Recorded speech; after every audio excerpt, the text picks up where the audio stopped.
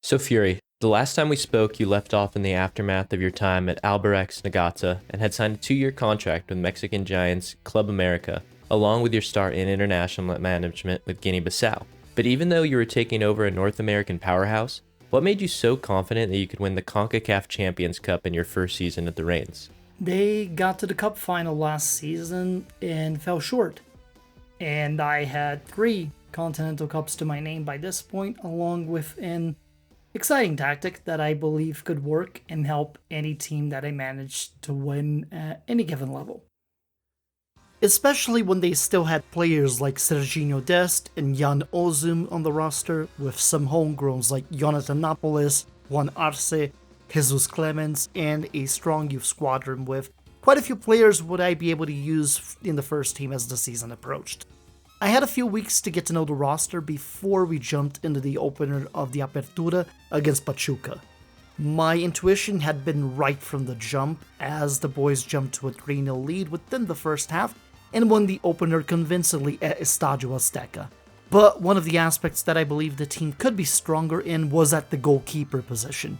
So I managed to work out a deal with Napoli to bring in Luis Galvis to become our primary shot stopper.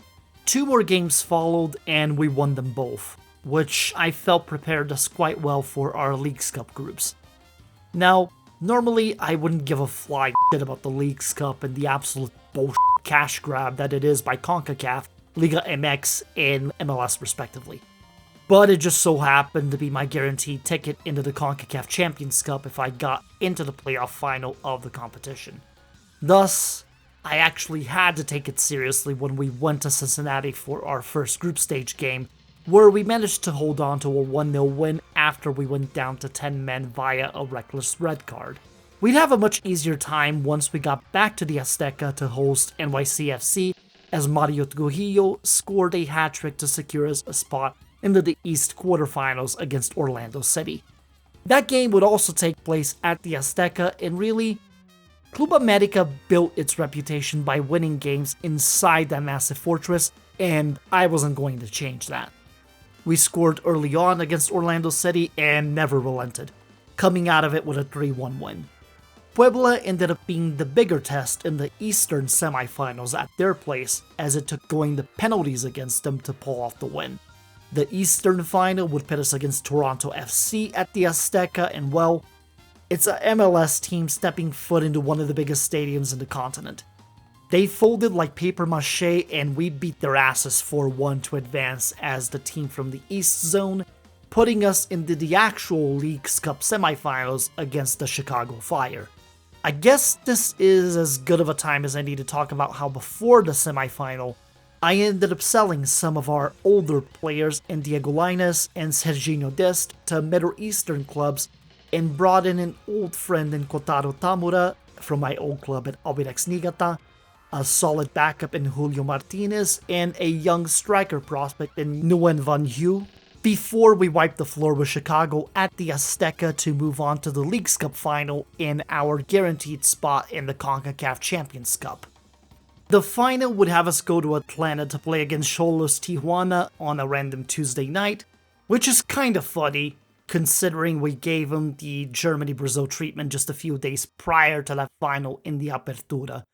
I remember I kept screaming at them to go for 8 after leveling made it 7-1, which I had to keep explaining to the Mexican media for at least 2 weeks that it was secondhand PTSD that led me to pushing it, rather than a lack of sportsmanship. Making that 7-1 joke had to hurt you just a little bit, didn't it? We have a saying in Brazil. A gente ri pra não chorar. We laugh so that we don't cry. Now that I got that bit of PTSD out of my system, let's talk about the Leagues Cup final. Tijuana was a much tougher opponent in that game, and they scored first to boot. But Juan Arce tied it about a minute later, Jan Ozum scored a penalty kick not long after, and then our defense did the rest, as we ended up winning the Leagues Cup that year. The club got its prize money and trophy out of it, but I got what I wanted most: the CONCACAF Champions Cup spot. In order to prepare for that tournament in the spring, I didn't hesitate to use whatever we had left of our transfer budget to bring in Conor Gallagher, who was at Barcelona at the time, to arrive in January as an extra reinforcement for our attacking midfield. In the meantime, we kept our form with wins and draws through the Apertura until I suffered a good bit of humiliation as Cruz Azul wiped the floor with us 5-0 in their house in early September. Nobody ever wants to lose a derby, especially in this manner, and I ended up adjusting our lines of engagement for the rest of the season. We rebounded against CF Monterrey prior to the last few games of the World Cup qualifiers in Africa. It would be a tall task for Guinea-Bisseau on that front, as we were behind group leaders Mali, and only the first place spot on the group guarantees you qualification. Outside of that, you need to be one of the top 4 second place teams to get into a playoff mini-league to even maintain your hopes of qualification alive. Of course, my first game of that stretch was against the group leaders in Mali. We scored too early, they responded in kind early in the second half, and it looked like we were getting at least a point against them before Sana Fernandes pulled off a stunning play to score in stoppage time and to give us the unlikely win over Mali. That brought the point differential to 7, and while though we were able to win our games through that stretch in dominating fashion against Uganda and Somalia, along with engineering a brilliant 2-1 win against Burkina Faso, the early stretch of qualifiers before I got here didn't do us any favors, and we were out of the World Cup entirely as we stayed in second place and just weren't one of those top 4 second place teams to get into the playoffs. After a bittersweet international window, playing El Super Clásico and shutting out Chivas at the Azteca was the pick-me-up I needed before bulldozing our way through the remainder of the Apertura with wins and goals aplenty, only dropping 1 game in that stretch against Deportivo Toluca. Though by then, we had done enough to ensure our spot in the Apertura quarterfinals, where we would end up facing Club Santos Laguna. We managed to win the first leg soundly at their place, and then held on to a tie at the Azteca to go through to the semifinals against Tigres. The first leg of that semifinal was a mess. They capitalized on a set piece to win at their den 1-0. But we did have 2 things going for us headed into the second leg. Home advantage at the Azteca and being the higher seed of the tournament. We ended up using both of those things, as we managed to overcome their tough defense to win 1-0 in the second leg, and with it, advanced to the Apertura final due to being the higher seed. We'd yet again have another set of Clásico Joven games for the 2 legs of the final, in which Estadio Azteca would play the host to both of them. Did dominating the Apertura final in the way that your Club América squad did set the tone for the eventual CONCACAF Champions Cup a few months later? Yes. For as good of a record as the team had during the Apertura before the playoffs happened, avenging the 5-0 loss to Cruz Azul in the regular season during the Apertura final was the catalyst that got everybody on board with my vision for how we needed to attack the remainder of the season. The 3-1 win in the first leg, and then the 4-0 clean sheet in the second leg, were a shot across the bow to the entirety of the clubs in Liga MX and across North America who would be opposite of us for the rest of the year. I needed that, especially as my own schedule was about to get hectic at the end of December and headed into the early stretch of 2034. Ah yes, the Africa Cup of Nations. I know that it was your first official tournament as an international manager, but what did you make of that appearance? Especially given the opinions of certain pundits over the years regarding the competition and its prestige. See, that is the first mistake that most football fans out there end up making. They listen to European pundits have uneducated takes about continents they've never lived in and competitions they never played in, then take those words as if they were gospel. there is a lot of charm and a pure footballing magic about competitions like the Africa Cup of Nations. Regardless of whatever the circumstances are in the continent, every single country that qualifies for this competition puts their best foot forward for the sake of representing their nation in the best way possible. Plus, knowing that Guinea-Bissau wouldn't be qualifying for the next World Cup, I wanted to do everything that I could in the Africa Cup of Nations to ensure that this country had something to show for it in my cycle of managing it. Although it wasn't easy. The other countries in our group probably felt the same way to how I did, because Benin gave us a fight after we went up 1-0 early in our first game of the group stages. They ended up tying it in the early stretch of the second half, and they tightened down defensively, leading to a draw in the one game that I was hoping we could win out of the group. Because getting Ghana and South Africa as the follow-up games to this one, well, it made it more of an uphill battle.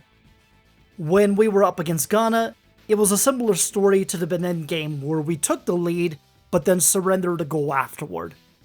I was proud of the fact that we managed to hold them to a draw in the end. That made the group a whole lot more interesting, since Ghana was at 4 points, South Africa at 3, us at 2, and Benin at 1. And we had to play South Africa next. I did want to ask you about that particular game. To South African officials and players, they still believe that Bongekosi Kanyele's red card was completely unjustified in that game, and that it was the sole reason why the results of that game turned out the way that they did. But through the years, you never said a word about the subject, no matter the amount of times you were asked during that era and in its aftermath. I just never felt that there was anything worthwhile saying. Kanyele literally 2-foot tackled Claudio Gomes before his feet even got the ball on the throw-in. The red card was deserved, and we took advantage of it by scoring the 2 goals in the aftermath and advancing to the second round of the competition. We won that game fair and square, then earned our way into the next round. Simple. Of course, our draw would be a rough one as we'd get Nigeria for that second round game. Getting an informed Victor Osimhen who decided to score twice against us during that game was not ideal. That said, we showed some fight. Adilson Vaz got a brace and we kept it close, but we couldn't quite find the tying goal even with the higher number of shots, and just like that, our Africa Cup of Nations run was over. The fact we even made it out of the group stages was a nice silver lining, but I couldn't help but feel disappointed regardless of the circumstances. So, I flew back to Mexico after our last meeting, and by that time, the Clausura had begun and my assistant managers had been the ones in charge of the games played so far. They did well. We won the first 4 matches we had, Conor Gallagher was settling in well, and during my time at AFCON, I also got some transfer work done. We sold Diego Gonzalez to Club Brugge for $8.5 million and Juan Patrick to Al Ettifaq for $3.4 million. Then I brought in a 36-year-old Bruno Guimarães out of Newcastle for $99,000 to be a veteran presence on the pitch for the Champions Cup before the January transfer window closed in Mexico. Thus, I picked up from where my assistants left off as my first game managing in the Clausura was beating Querétaro FC 3-2, and then following that with wins over Puebla and Tijuana. But as the European transfer window was closing, Porto came to us with an offer that we couldn't really refuse. So I sold Juan Arce to the Portuguese Giants for $52 million. With some extra clauses that the club would rake in an extra $3 million after he got 10 appearances in the Mexican national team and a 50% profit of the next sale clause. From what I remember, the fans were really not happy with you making that sale. They truly believed you were depriving their club of a future star and called you nothing more than a mercenary who was running away with money once you won the CONCACAF Champions Cup. Look, Juan was talented and had all of the tools to be a lifer for the club, but both him and his agent were pushing to go to Europe. And I told him I was happy to accommodate that if a European club paid us what he was actually worth, then yeah, he could go. Porto, to their credit, recognized that and they did right by the club with it. As for those accusations, I was forthcoming with Club América from the jump that I was there to win a continental trophy and I was leaving after. The money of Arce's sale is the kind of thing that Club América could use to keep their facilities at the state-of-art levels that they had, and to produce future stars like Juan Arce. But at the end of the day, so long as I delivered on the results and won, that's what mattered to the board, and I was delivering on that. How the manager that was there before me could not go on the run that I did with that group of players is beyond me. Because we did not lose a single time during the Clausura group stage. The closest thing that teams could do to us during that stretch was tying us. Really, the only teams throughout Liga MX that I can say even gave us a fight were Cruz Azul and Tigres. Not even Chivas was good enough to do that, and they're supposed to be our major rivals. Outside of the 3-0 loss to Cruz Azul, your Club América side went unbeaten in the Clausura stretch of Liga MX. How'd you balance getting those results with playing in the Champions Cup from early March until the end of the season in late May? We had a good team, and of course, Club América has one of the best academies in the whole hemisphere. It was a good opportunity to mix in our youngsters along with the veterans I brought in during this stretch, and one of them I immediately integrated into the team for our initial intake that year was Lugian 11. At 15, he already had the right stuff to integrate into the senior team and become an absolute star over the next few years, and CF Montreal provided a wonderful chance to give him some minutes coming off the bench. We took care of them with ease across both legs, getting revenge for last year's Champions Cup final against the French Canadians and doing it in dominant fashion. That got us into the quarterfinals against Monterrey. We beat them at their place 2-1, and in the second leg of the Azteca, we proved that we were yet again unstoppable with another win and moved on to the semifinals to face Sporting Kansas City. Admittedly, I was surprised. I was expecting Club Necaxa to pull it off with all of their Ryan Reynolds money backing them, but I guess it wasn't to be. The first leg of the semifinals would be at the Azteca, and I'll give the Devils their due. Kansas City defended really well for both of those games. But yet again, at Estadio Azteca, we rule as kings, and 2 early goals were enough to see us through in the first leg, and we had enough in us defensively to keep the second leg to a 1-1 draw to see us through on the aggregate and onto the CONCACAF Champions Cup final. It was an all-Liga MX final that year with Atlas Guadalajara on the other side. How'd you feel about facing them at the end of May in that final? I felt confident. After we defeated Sporting Kansas City, we actually got drawn up against Guadalajara in the Clausura quarterfinals and got a chance to feel them out in some cagey couple of games before beating them to advance to the semis in that competition. We were on a roll at that point due to the Clausura games, and by the time we arrived at the Olympic Stadium for the final, we knew what we had to do. Jesus Clemens had been on a tear throughout the whole competition, and this final was no different for him. He scored his hat-trick, Jamie Lowling got a brace, our veterans we brought in such as Gallagher and Guimarães did what we brought him to do in the stretch, and we dominated Guadalajara in a 5-1 win to conquer the CONCACAF Champions Cup. It was hard to believe that this was the first Champions Cup for Club América since 2016, but all that mattered was delivering on it for the club, fulfilling my promise to the board from the moment that I signed the contract. Capping that Continental Cup off by beating Tigres in the Clausura final was just the cherry on top. It's an incredible achievement to have conquered 4 separate continental trophies within the first decade of your management career, but I do need to ask this question. What exactly went so wrong in your return to Brazil in the summer of 2034?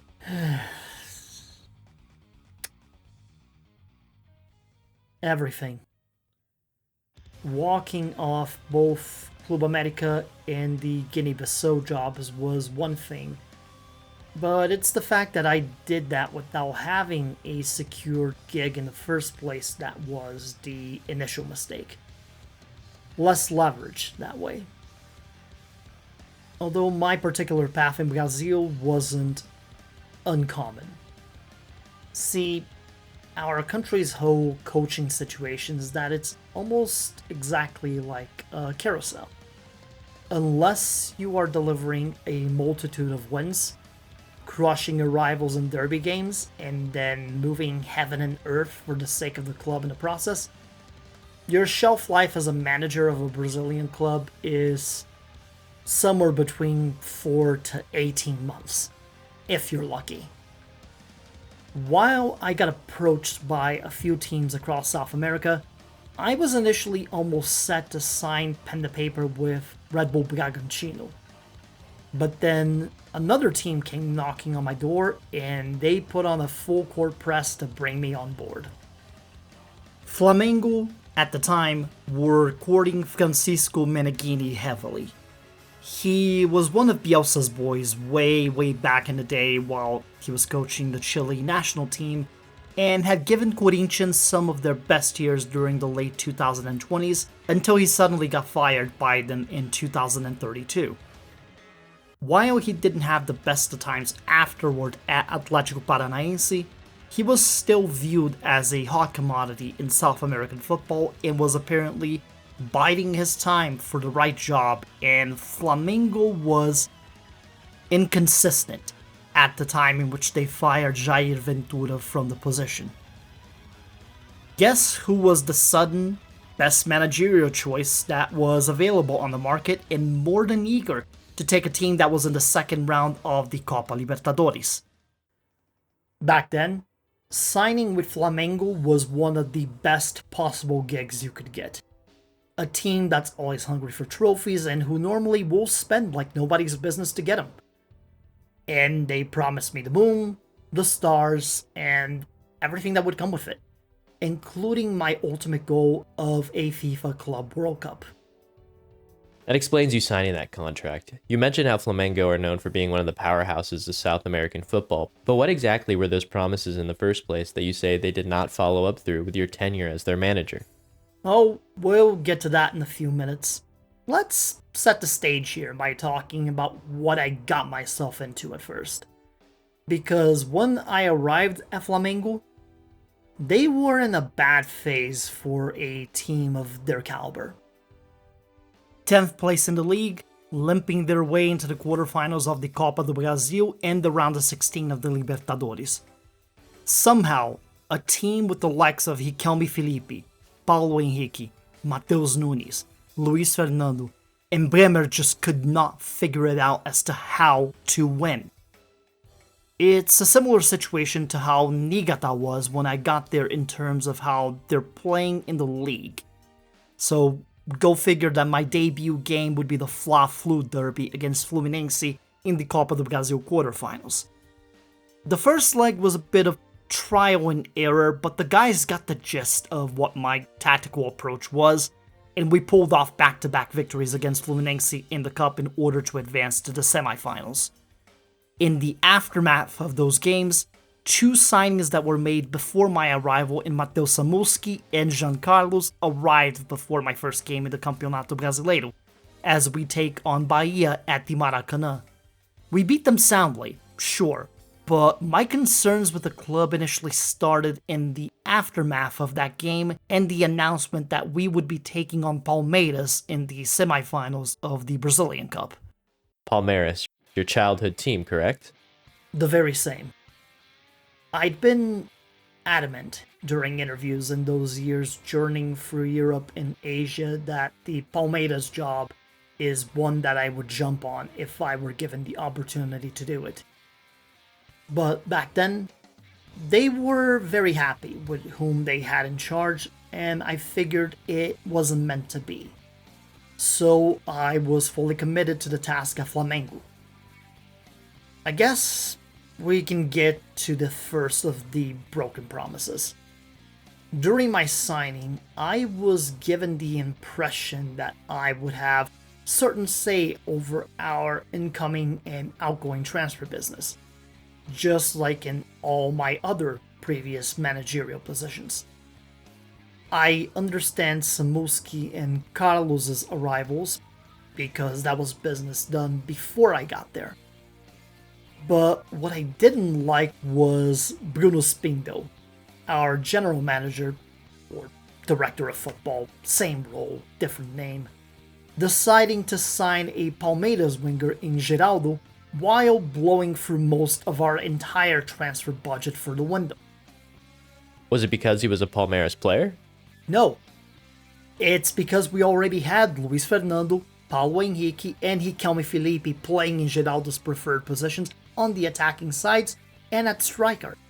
All three positions in which I wanted those guys as a part of my starting 11.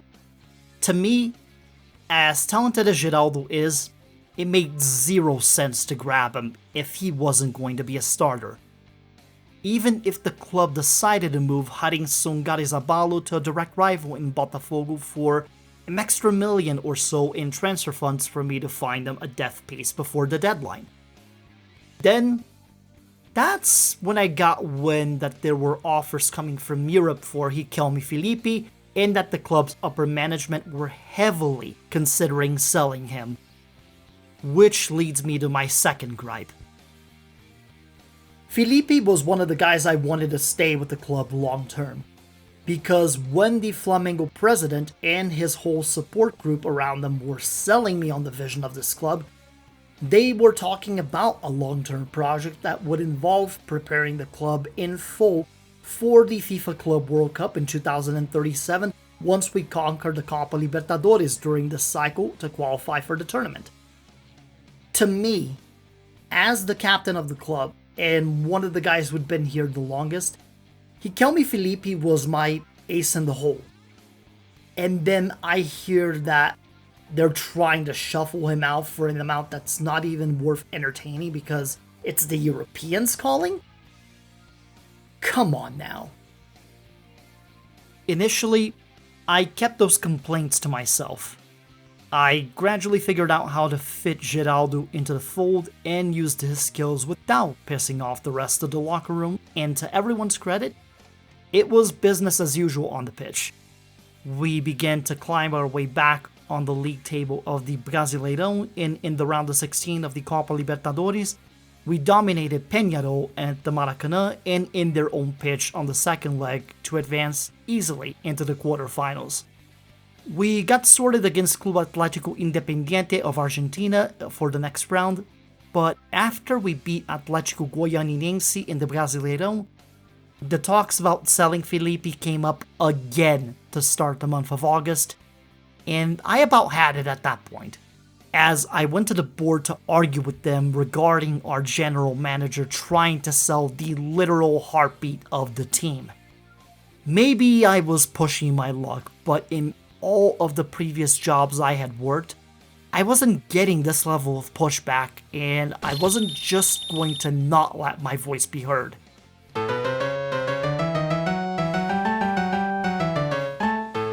So I ended up missing the 3-game stretch that they'd play against Palmeiras, where the team managed to beat them soundly in the Copa do Brasil games, but lost to them just as badly in the league. There is a part of me that wonders how much differently this whole journey would have gone if I had just quit on the spot. This is the first time we're hearing your side of the story, but it does make me wonder why you didn't just quit at that time. There was still the allure of winning the Copa Libertadores. I figured that maybe if I managed that in spite of management actively trying to sell my best players in the middle of our campaign, perhaps they take my opinions a little more into consideration. And look, there were some good times there too.